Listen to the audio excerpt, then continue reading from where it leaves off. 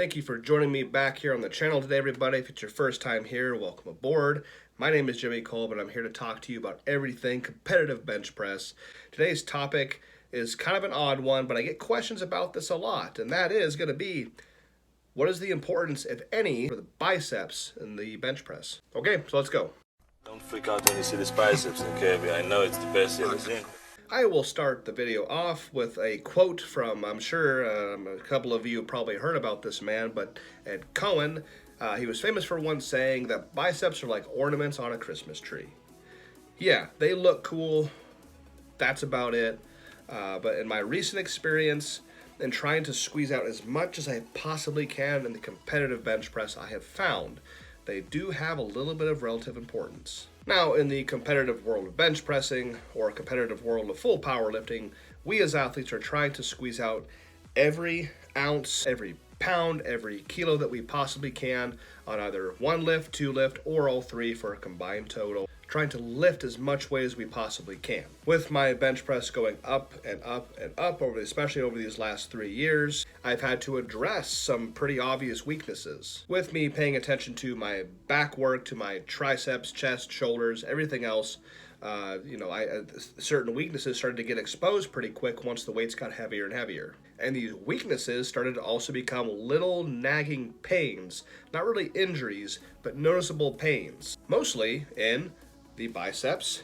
and for sake of argument as well, but also my forearms. So I came to find out as my bench press continued to go up, things that were weak, things that were underdeveloped, started to get not injured, but like hurt or like in pain. And as soon as I started to work these said problem areas, the pain started going away. The antagonist muscle to my overpowering triceps is the biceps, similar to quads to hammies, pec or front delt to rear delt. And because my triceps were getting so further along developed and my biceps weren't, I had that imbalance of strength, opening me up for eventual, hopefully not yet, but injury in the future. So I started working biceps. As much as I didn't want to, I've said it's the most boring body part to possibly work. And same went for the forearms. In the equipped bench press, you have the shirt up here above the elbows, compression, and the wrist wrap here, down here on the wrist.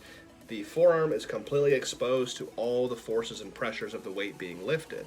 And because I wasn't working the forearms and building them up and making them resilient, they were starting to get hurt all the time. Once I addressed these two very obvious weaknesses, again, that's biceps and forearms, nagging pains and little things started to go away. We're here to talk about biceps in this video. The biceps in the bench press movement are more or less a stabilizer muscle.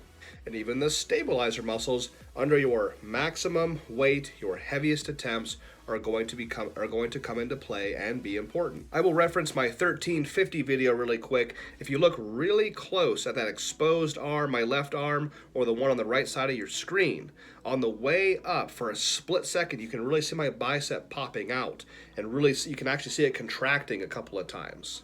That's when it really hit me, like just how important biceps could be under the absolute maximum of loads. If training biceps and making them stronger and bigger, more resilient, can give me even a 0.5% or a fraction of a percent at these kind of loads, that's really big for me. The old analogy of the weakest link in the chain, as old and overused as it might be, it absolutely applies here. If my biceps were the weakest muscle in my upper body, the most underdeveloped, when push comes to shove at the heaviest weights I'll ever attempt, the biceps might be my limiting factor, especially when the bench press is done correctly as a full body lift from top to bottom. These small muscles really come into play. So do I think that training and building biceps is the end all be all to a big bench press?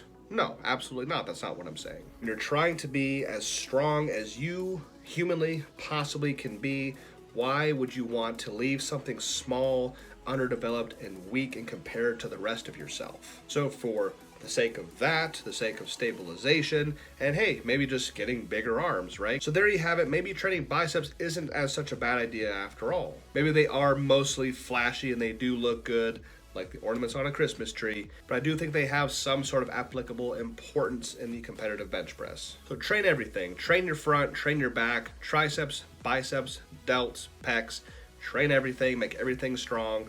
Leave nothing neglected or underdeveloped. Avoid those aches and pains and continue to build that bench. That is going to do it for today. Thank you very much for joining me here, hanging out and discussing some bench press topics with me. If you got something from today's video, please like it, maybe subscribe to the channel, leave a comment below and tell me your thoughts. Please, until next time, stay strong.